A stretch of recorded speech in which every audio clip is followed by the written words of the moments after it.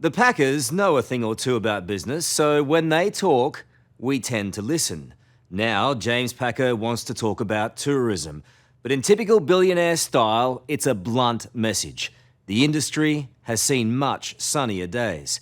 The big question then is, how do we fix it? Packer says by getting Asia, and especially China, to visit us. And forget cuddly koalas and shrimps on the barbie, give them gambling. Of course, Packer would say that. He's our biggest casino operator. But he's also promising that if we follow his plan, all of Australia will win.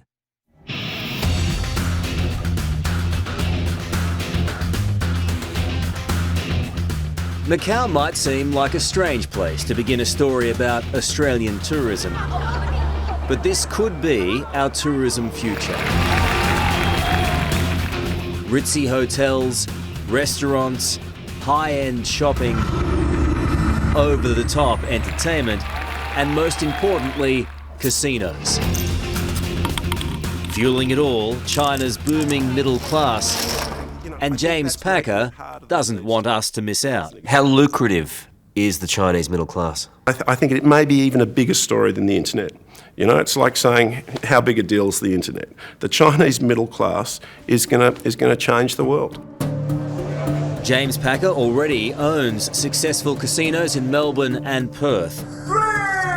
But his $2.5 billion City of Dreams resort in Macau is something else. And it has to be, because here competition is fierce. Forget Las Vegas, Macau is now the mecca for world gambling.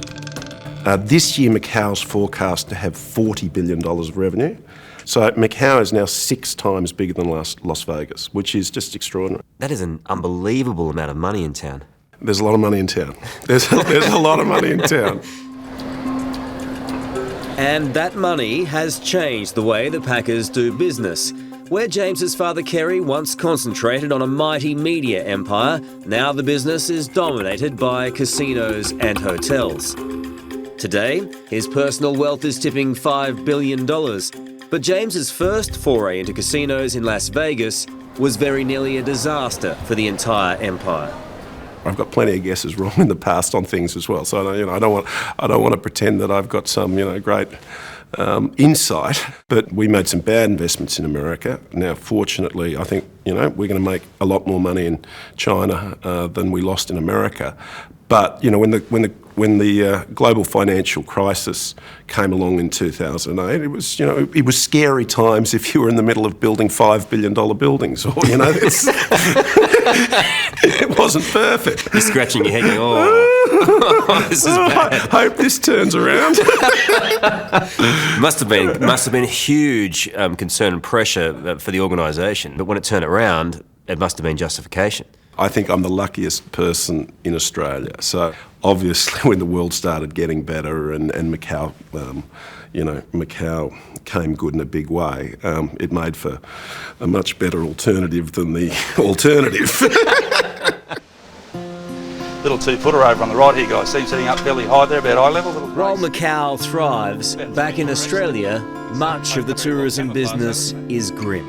You can see the spots on his tail. Steve Watson had been happily running his crocodile tours on the Proserpine River in North Queensland for more than a decade. Then the perfect storm, a rising Australian dollar, creaking local infrastructure, and crippling cyclones meant no tourists. Last year was just awful for Steve and his wife Jackie. We weren't just slowing down, we just stopped. We just didn't get phone calls for days. That's quite scary. And yeah, we couldn't even afford to pay us a wage for about 6 months. I've been working all my life basically, and in 40 years it was the first time I've ever been on the dole. All over Northern Australia, it's a similar story. At Airlie Beach, business is so bad they're offering 6 months free rent for shops on the main street. And out on the beautiful Whitsunday waterways, something I never thought I'd see. Once mighty resorts like Lindeman Island shut down. It's such a shame that everything's gone so wrong up there. It is very sad. It is very sad. Do you feel that at all? Of course, I mean, I think that, like every Australian, you don't want to hear stories of people working really hard and putting their heart and soul into something, and business being really tough for them. You look like you need a holiday. It's a far cry from the golden days. In the land of wonder, the land down under. Almost 30 years ago, Paul Hogan made Australia G'day, love. a must-see destination for the world. Come and say g'day. I'll slip an extra shrimp on the barbie for you. Since then, the ad men have tried, We've saved you a spot on the beach. but often failed, So where the bloody hell are you? to repeat Hogues' success.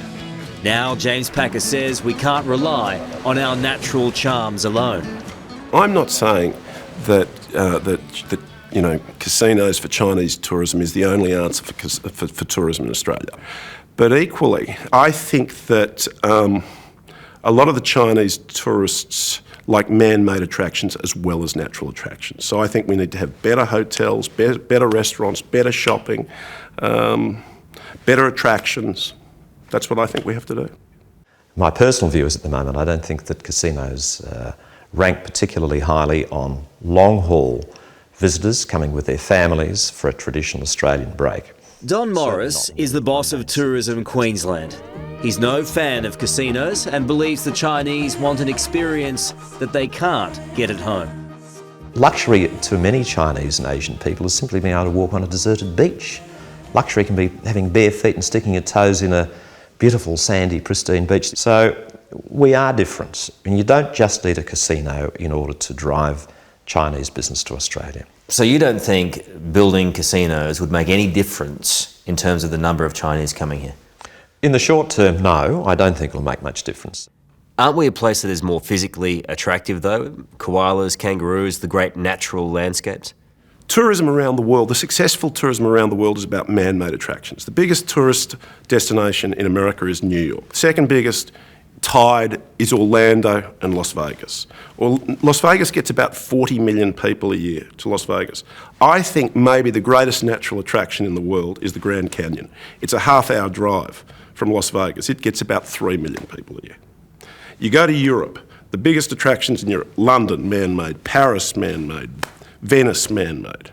You go to Asia, biggest attractions in Asia, Dubai, Macau, Hong Kong. It just is what it is. And Singapore.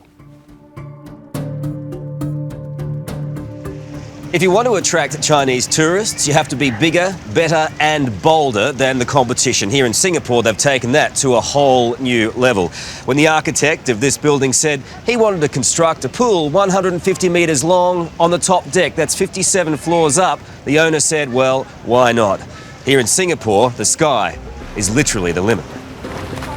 Singapore doesn't do things in small. They make a major leap forward when they want to do something. I see that. That's strong decision making. It is indeed. Noel Hawkes is a vice president and chief spruiker for the $7 billion casino Resorts World Sentosa, which has been teeming with Chinese gamblers since it opened 2 years ago. The figures were staggering. Tourism arrivals in 2010 increased to 11.7 million, which was a 20% increase over the previous year. But the most staggering thing was the increase in tourism spending. It went up by 50% to $18 billion. While Singapore has embraced the economic success of casinos, here we're a little more cautious. And there's fair dinkum debate about the social impacts of gambling, especially poker machines. The easiest question and the easiest criticism of you is, well, of course, James Packer wants more casinos in Australia because James Packer gets to line his pockets. Sure.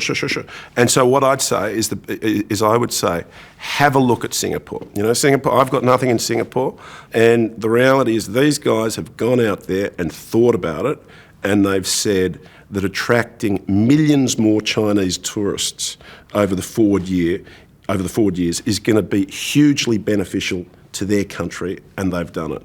Because there are always going to be people who say, well, hang on a second, we don't want the Chinese in Australia, and we certainly don't want gambling to start with. Yeah, I think there are always going to be abolitionists, and I don't think that there are many examples where abolition has actually been terribly successful.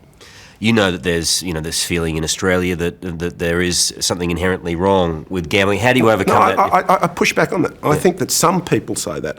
I think the vast majority of people don't have that view. So, you hear the stories, and this is one of the reasons that I am out here. I'm really sick of people, looking at me as though our business is some sort of sinful business. I am hugely proud of our business. Our business made, in 2011, $340 million after tax. We paid $680 million in tax. So we paid twice as much tax as we made in profit. We've got 17,000 employees.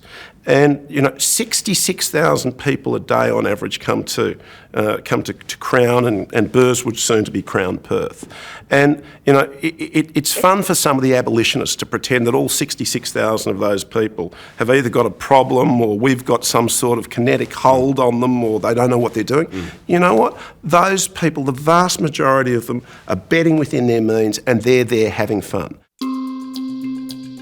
While James Packer already controls the casino markets in Perth and Melbourne, it's no secret he'd also like a serious tilt at Sydney. The Packer pitch is for $1 billion hotel with gambling here at Barangaroo, right in the dress circle of Sydney Harbour. It's designed to attract the Chinese, but at the moment, it's only attracting controversy. Does it need a casino, though? Sydney needs the infrastructure, but does it need the casino? Well, what we're talking about, is a tables-only casino, no slot machines, and tables because that is predominantly the game of choice for Chinese gamblers. And the reality is, if you're going to build a hotel for, call it $1 billion, the rooms alone won't pay for it. Do you want that licence? I genuinely believe if we get the chance to do something in Sydney, the people of Australia will win out of that proposal. There'll be jobs, there'll be taxes, there'll be tourism, there'll be more people coming to Australia looking to spend money, and I think that's a good thing. That sounds like a big yes to me. That's a big yes. Just something I'll point out to you on the right. See the bare banks here? Back on the Proserpine River, it's a good day.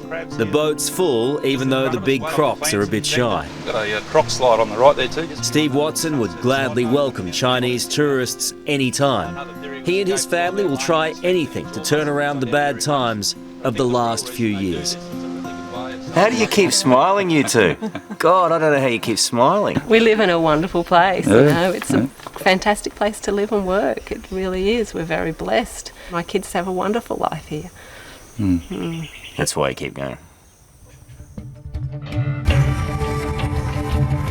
Casinos or crocs, on my journey through Asia and Australia, it's clear everyone wants something different from their holiday. But perhaps what overrides everything else in tourism is the need to have fun. And that's one lesson James Packer has learnt from his father, Kerry. My dad was the smartest bloke in the room. He was the smartest bloke in the room. But he loved being in a casino. It was the most fun thing he did. It was the most fun thing he did. He knew what he was doing. What do you think he'd make of your empire now? I think that, there'd be some things he'd be happy with, there'd be some things that he'd be not happy with. Would he like it here in Macau? He'd love it. How much would he love it? A lot. You'd have him punting in your casino? Mate, if he was here, it wouldn't be my casino, it'd be his.